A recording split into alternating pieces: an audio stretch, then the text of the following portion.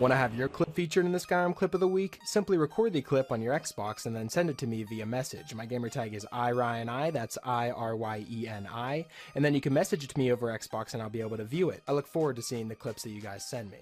Now moving on to the video.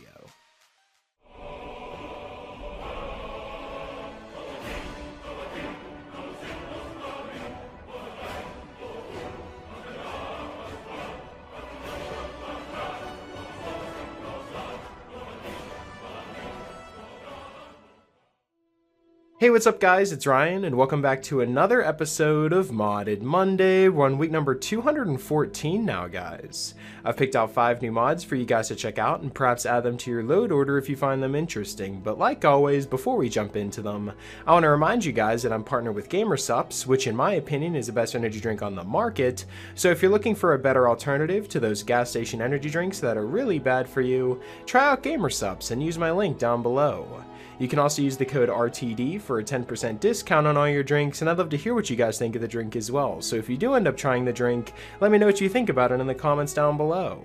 Now that all that's out of the way, we can jump into this week's mods, and starting us off we have the Rapid Fire Spells mod. Now this is a very simple mod that adds 13 new unique rapid fire destruction spells that can be found along the road from Whiterun to Riverwood, at a new location called the Dark Mage Camp. The Dark Mage protects the spell tomes, and his body may be fragile, but his spells are strong. The spells that are included in this mod pack, we have the Rapid Absorption, which shoots a projectile that allows you to absorb enemies' health. You have Rapid Ash, which shoots rapid ash projectiles. And then my favorites, which are the Rapid Bloodscowl Horizontal and Vertical Strikes, which are 2 different spells that pretty much do a little blade strike, whether it's horizontal or vertical. Whenever you're casting the spells, you can see them there. And then after that, you have the Rapid Death spell, which shoots rapid magic projectiles. The Rapid Firebolt shoots firebolts. Ice Spike shoots ice spikes as well. You have a Rapid Light Beam, which rapidly shoots a deadly beam of light, which I think is one of the most badass looking ones next to the vertical and horizontal strikes. Then you have the Rapid Lurker Goo, which shoots lurker venom projectiles, a Rapid Mage Light, a Shock, Spectral Arrows, and Spider Spit. You know, there's so many new spells to go along with this rapid fire spell mod that I might have to just start over my mage playthrough. Especially the fact that these are rapid fire spells and not just regular projectile spells. Basically the difference between this and a regular projectile firebolt is a firebolt allows you to charge up 1 firebolt and then just shoot 1 projectile. These rapid fire spells just continuously keep shooting the spell, which is also very overpowered. So if you want to play an overpowered mage build who has a lot of magicka, then this is definitely the mod for you, because these spells are extremely satisfying to use, but they are kind of broken, especially the Rapid Ice Spike. Ice Spike being one of the most badass and powerful spells in the vanilla game of Skyrim. Now you get to shoot at rapid fire. That seems to be a little too much, but it's very fun to use, especially whenever you're going around and clearing the Robber's Gorge and other bandit camps. So if you're thinking of starting a mage character and you want to have some new spells at your disposal, or maybe you already have a mage character and you want to just play around with some new spells, then these 13 new rapid fire spells is definitely something I'd recommend downloading, and that's why this mod's featured here at our number 5 spot, so I'd strongly recommend downloading the Rapid Fire Spells mod. Coming in at our number 4 spot, we have the Town Guard's Armor Retexture 1K mod. Now, if you guys have followed this channel for a while, you know in our load order videos, we cover a guard armor retexture, which is Nordwar UA's guard armor overhaul. That is a very good armor overhaul, but it is very high in memory space, especially even the Lite version still contains a high amount of memory space. And you know, if you're not really focusing on graphics too much in a giant load order, you're not going to want to put all that memory space towards just guard armors. Now they say here in the mod description that this is an amateur retexture of all the 9 guard holds, but I think that this is a pretty good rendition of how the guard armor should look. You know, they didn't go too far with the design. It's not something completely out of the blue, but it is a nice upgrade from what they had previously, and especially how it covers all 9 holds instead of just, you know, a select few or just the popular ones. It actually covers all 9 of them, so it is a grand armor overhaul of all the guard armors in the game. But with this coming in at 34.10 megabytes, we'll have so much more space to focus on the rest of our load order. I just know it's not too often that we get these guard armor overhauls that cover all 9 holds in one simple mod, and with it coming in at low memory space, it's definitely a mod I'd recommend checking out, and that's why it's featured here at our number 4 spot, so I'd recommend downloading the Town Guard's Armor Retexture 1K mod and giving it a try for yourself. Coming in at our number 3 spot, we have the Mzurak Manor, which is the large home and guild hall, also probably a mispronunciation of the name, but it's Skyrim after all. The mod page reads, "A cold draft blows from the windows of a tavern as a stranger tells you of an abandoned manor with an open claim." The previous owners of the manor met a grisly end, and the deed is up for the taking. Any enterprising warriors who might clear the invading trolls could claim the deed. Now, to get to the house, you must first travel northeast of Riften, east of Fort Greenwall, and once you get close enough, you should see a Dwemer manor resting between the trees to the east at the foot of the mountains. You toss some gold to the stranger for their information, pick up your pack, and head out into the frosty night air. This dining hall seats 14, with a cooking spit and a throne above.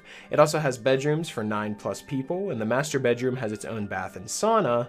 You also have a workshop with a forge, smelter, leatherworking, and alchemy stations, a vault with a puzzle lock, storage, enchanting, and displays, a blessing room with all the shrines and guardian stones, as well as a dungeon with 4 lockable cells. Now, I've really been looking for the larger home and guild hall style player homes recently because the amount of follower mods that we're getting, where you can have 10, 11, 12, 13 plus followers, and you can add your own custom followers into the game as well. You can pretty much build your own guild from the ground up, move them all into this large player home, and have that be your operations center. You know, no matter what guild that you end up creating, whether you want to make a spin-off mages guild, or if you want to have a little thief crew, or a pirate crew, or maybe just be a bandit leader, you could do pretty much anything inside the home like this. With the amount of bedrooms, storage, and just overall room in the house for any type of item, this could be a grand guild hall for pretty much any group that you'd like to start up. And as you can see as I'm touring around this home, there's plenty of open space to put objects of your own using a placeable statics mod or something along those lines. So you'll actually be able to customize the house yourself as well as have so much room. But you also have a lot of decorative features as well that I think they did a really good job on. It's also very low in memory space, coming in at 301.32 kilobytes. You know, there's so many good things about this mod, and you can do pretty much anything within it, that it's almost impossible not to cover in this week's episode, and that's why it's featured here at our number 3 spot. So I'd recommend downloading the Mzurak Manor Large Home and Guild Hall and starting a guild of your own. Coming in at our number 2 spot, we have a brand new beautiful grass mod called Grass X. Now, this mod was actually recommended to me on the previous episode of Modded Monday, and what Grass X is it's a complete rework and recolor of the base cathedral grass. The mod author meticulously edited every grass texture to give it more depth and color, and I think it came out beautifully. Now, this also includes the Cathedral Terrain LOD mod, which is also included in this mod, and it's very performance friendly and just helps everything run together properly. The mod author also recommends using the Display Enhancements preset 30 that adds a blur to the grass, which will help increase the depth and fullness. Now, there really isn't much else I can say about a grass mod like this. As you can see all the new grasses right in front of you here, and the fact that the mod author took the time to actually explore the different regions in Skyrim and make different grasses for each separate region. So if you're up in the snowy areas, you'll have different colored grass. If you head over to Riverwood, you'll have a more greener area. You head over to Riften, you'll have more orangish grass. And then over in Whiterun, you'll have the big plain area. With all these new beautiful grasses in your game, exploring in Skyrim is never going to get boring. So if you're looking for a new grass mod, or you maybe just want to upgrade the grass mod that you've been using in the past, then the Grass X mod is definitely a mod I'd recommend downloading, and that's why it's featured here at our number 2 spot, so I'd recommend downloading it and exploring Skyrim's new terrain yourself. Coming in at our number 1 spot, this is one of the best thief mods that I think I've seen in a very long time. It's a big collection called Sneak Thief and Opulent Collection, and it's a merge of 32 mods that enhance the Sneak Thief Assassin playthrough. The mods that this collection actually includes is we have the No More Random Guild Thieves, which does exactly what you may think. It just makes it so you don't find those guild thieves getting killed by guards in Riften all the time. You have the Opulent Thieves Guild, which is a mod that I covered way back in the past that completely transforms the Thieves Guild and makes it so much more worthwhile. And then on top of that, you also have the Less Tedious Thieves Guild, which does exactly what I just said, but more. And then of course, for weapons and armor that are included with the Sneak Thief Assassin set, we have the Throwing Weapons Lite, which allows you to have spears, throwing knives, throwing axes, and overall grenades that you can throw and craft, just to give you more options in terms of ranged combat. And then for the assassin characters, we have the Serpent Dagger White Glow mod, as well as the Dagger Craft package, which gives you so many more daggers to craft and use in the game. You have the Sneak Arsenal Serrated Arrows, the Sneak Arsenal Diversionary Arrows, the Dwemer Exploding Traps, Bombs, and Arrows mod, the Rings of Light, the Ring of Visibility, the Sneaky Stealth Box, Ebony Mail No Poison on Sneak, you know, just overall quality of life and small additions to the Thief and Assassin type characters. And then on top of that, we have Magic, which is included with this Sneak Thief Assassin mod. We have the Quiet Muffle, which does exactly what you may think again, just makes it so that the Muffle spell actually works a lot better. And then you also have the Invisibility spell, which will last 2 minutes even after activating objects, which which is also something that I always questioned for Skyrim. You know, what was the point of going invisible if you weren't allowed to activate or take anything when you were invisible? Kind of just ruins the point of it, right? Well, this mod actually changes that and makes it so that you actually stay invisible for 2 minutes, regardless if you activate anything. You also have another spell called Sense Death. It Reeks, which allows you to detect dead. You also have the Stealth Magic as well, which allows you to just cast magic spells stealthily and not get caught. You then have the Cure Poison spell, which was added to leveled lists, and then Shock Attacks now ignite fire traps. Now you may have thought we were done there when it comes to mods, but like I said, we have 32 mods in total here. After that, we have some looting mods, which includes the Immersive Stolen Goods, which adds 30 unique treasures that you can steal from various places in the game. You have the Animal Blood Poisons mod, and then whenever it comes to crime, you have the Crime Lowers Relationship, which means that whenever you commit a crime, your followers and just overall NPCs that you talk to on a regular basis will actually reflect on that, and they won't like you as much because they think you're a criminal. And then of course you have the Crime Overhaul included with this, which completely transforms all of the fines and just overall punishment for committing certain crimes in the game.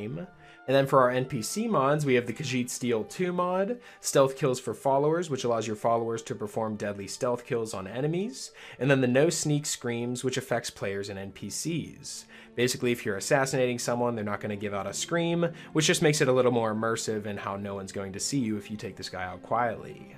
Finally, moving on to the last miscellaneous mods in this collection, we have the No Lockpicks in Chest mod, the Realistic Pickpocket Chance mod, the Create Hidden Wilderness Stash mod, which allows you to store different things out in the wilderness while you're exploring and, you know, trying to run away from guards, Thief Eyes, you have the Poison Mastery mod, as well as the Hiding Spot mod. Now, with all 32 of these mods being geared towards a sneak thief and assassin character, the fact that we only hit 81.18 megabytes is absolutely mind-blowing to me because of just how many mods we have in here, how much has changed from this one mod, but how little memory space this takes up, especially with it being a huge collection. You know, I was a big fan of the Opulent Thieves Guild mod alone, but the fact that they have 31 other mods on top of the Opulent Thieves Guild now just completely blows this mod out of the water. I would definitely say that the Sneak Thief Opulent Collection is definitely one of the best mod packs we've had in a while, especially if you plan on playing an assassin or thief character. So if you're looking to become a thief in your next character, or maybe you already are a thief and you want to completely upgrade your game, then the Sneak Thief Opulent Collection is definitely a mod pack I'd recommend downloading, and that's why it's featured here at our #1 spot, so I'd recommend downloading it and trying out some of these new stealth options yourself. So that's pretty much it for this week's episode of the top 5 Skyrim mods of the week. Hopefully you guys did enjoy, and if you did, I'd appreciate it if you left a like and subscribe if you're new. It really helps me out a lot. And if you have any suggestions for mods you'd like me to cover in future top 5 mod episodes, be sure to let me know in the comment section below, or you can follow me on Twitter. I'll be sure to leave my Twitter in the description, and you guys can follow me on there and leave me suggestions there as well. Special shout out to my Patreon supporters. Thank you guys so much for everything that you guys have done for me. And yeah, that's pretty much it. Hopefully you guys did enjoy, and I will talk to you guys later.